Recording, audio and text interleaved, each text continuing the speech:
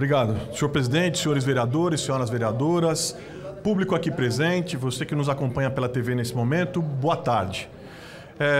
Antes de trazer o tema que me faz vir à tribuna aqui nessa tarde, queria apenas também sugerir algo que acho que poderia ser muito importante, trazer uma informação e sugerir algo que acho que pode ser muito importante em virtude do momento em que a gente vive de profundas alterações climáticas, com as ondas de calor que invadem a cidade, enfim, um dos avanços conquistados nos últimos anos, e eu fui secretário de Assistência e Desenvolvimento Social da Prefeitura na gestão Bruno Covas e Ricardo Nunes, e uma das coisas que nós inovamos foi o início da operação Altas Temperaturas, que distribui pela cidade, a partir de 10 tendas, água para a população, espaços que têm sombra, proteção, água e atendimento para os pets, para pessoas, esses atendimentos especialmente voltados para pessoas em situação de altíssima vulnerabilidade,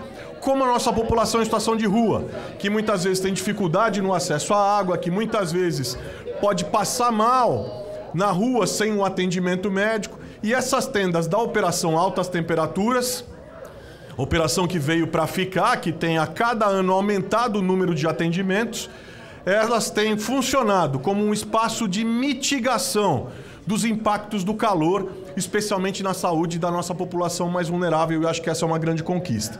Mas tem algo que poderia ser acrescentado, como acontece, sempre foi uma defesa minha, e que eu penso que nós temos uma conjuntura favorável. Como em outras grandes cidades do mundo, como Paris e Nova York, que disponibilizam nesse momento, vereadora Sandra, disponibilizam nesses momentos de grande calor e grande temperatura, grandes espaços, grandes galpões, com ar-condicionado, com bastante, com refrigeração, que podem ser disponibilizados em locais estratégicos para que as pessoas, especialmente aquela parcela da população que trabalha diária e cotidianamente nas ruas, possa ter um espaço ali para poder descansar, para poder se refrescar e para poder escapar um pouco do impacto do calor que nós sabemos tem profundas consequências, inclusive na saúde. Na questão da hipertensão, na questão do AVC, riscos de infarto, uma série de outras coisas além da desidratação. Mas esse não é o tema que me traz aqui nessa tarde. O que me traz aqui é um problema que está afetando exponencialmente, cada vez mais, nossas crianças e adolescentes. São cada vez mais afetadas pelo uso excessivo de telas, pela exposição excessiva às telas, de pequenos dispositivos, desde celulares até iPads, computadores, enfim. E isso tem tido um grande impacto em relação à saúde das nossas crianças. Aí eu falo aqui como médico também. Tem vários impactos que muita gente ainda parece não ter se dado conta com relação à gravidade do que está acontecendo. Números nos mostram, por exemplo, uma pesquisa recente da Common Sense Media, que é um instituto que avalia conteúdos e exposição de crianças e adolescentes a telas, mostra uma média mundial de 7 horas por dia de crianças e adolescentes na frente das telas. E qual o impacto disso? São vários impactos. Em relação à saúde mental, nós estamos vivendo um grande impacto com relação ao aspecto da saúde mental das nossas crianças e adolescentes.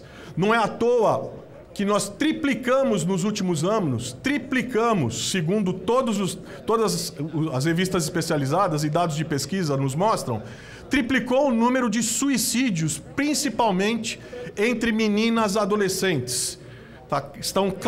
Esse aumento está claramente ligado ao uso excessivo de telas, à exposição excessiva às telas, que tem um impacto no desenvolvimento na psique normal das nossas crianças e adolescentes e também da vida social, da sua socialização.